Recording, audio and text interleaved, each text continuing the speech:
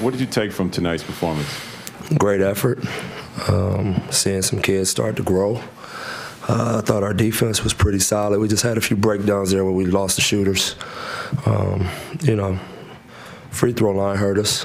But, you know, when I look at the stat sheet, we did a lot of good stuff, you know, 52 to 28 in the paint for us, 22 to 8 second chance points for us, 16 to 7 fast break points for us. You know, that's pretty good for our team to see those kind of numbers. And then the biggest number for me, obviously, is the 38% from the field, defensive field goal percentage. So we took it to heart from, you know, last night and what we went through with Detroit, and we wanted to get our defense right back to where we had it the 2 games prior. So I was really happy to see us dig in and compete that way. Coach, 99-96 coming out the timeout. Dennis had to force the 3. What were you looking for out of that? Wanted to get him downhill, and, you know, typical.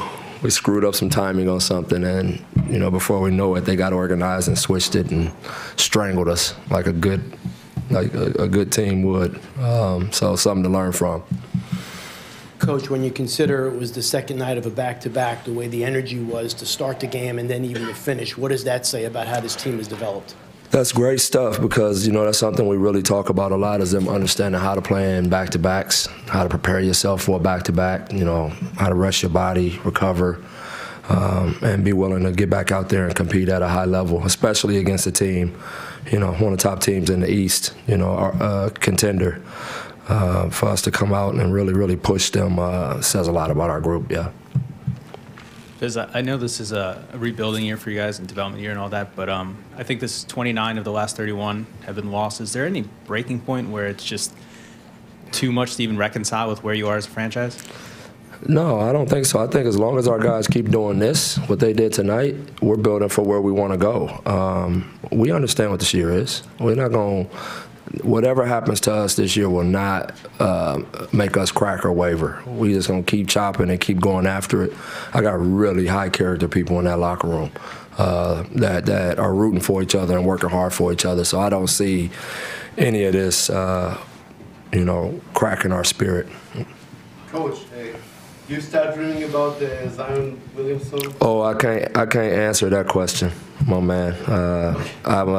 I'm more focused on who we have here right now. I don't let myself get into the hypothetical world. I try to live in the now. Coach, a lot of people believe the acquisition of DeAndre Jordan is really going to help Mitchell Robinson develop. Have you noticed him telling him anything specific? And if he has, what? If you go back through Mitchell's last 4 games, there has been a big jump in what he's doing out there and how he's doing it. I think tonight was his career high with points. You know, 3 blocks, 3 fouls, which has been a big thing for us, stressing to him.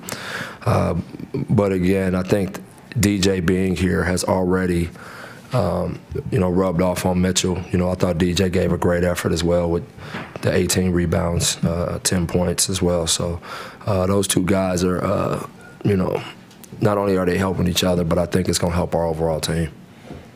Just on that, how is DeAndre helping Mitchell specifically?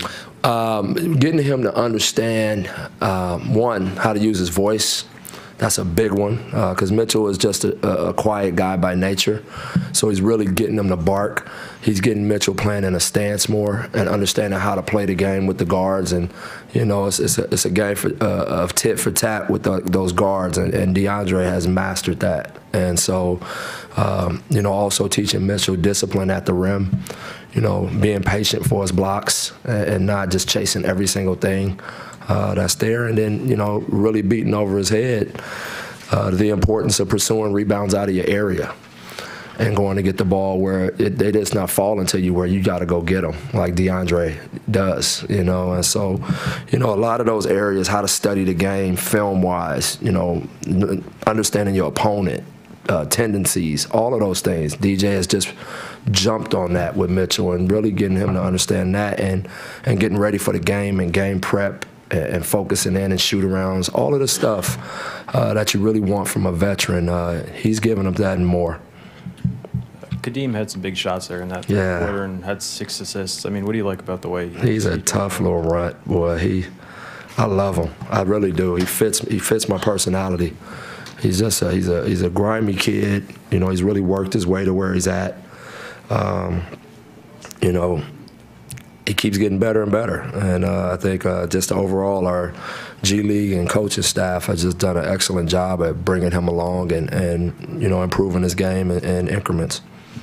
Hey, Coach, okay, so now I'll take a better question. So, although the team is losing, the garden is always full, and how encouraging is it for you that you still got the support from the fans in the city of New York looking forward? It's fantastic. You know, I don't take it for granted. I know it's difficult and frustrating to go through a losing season.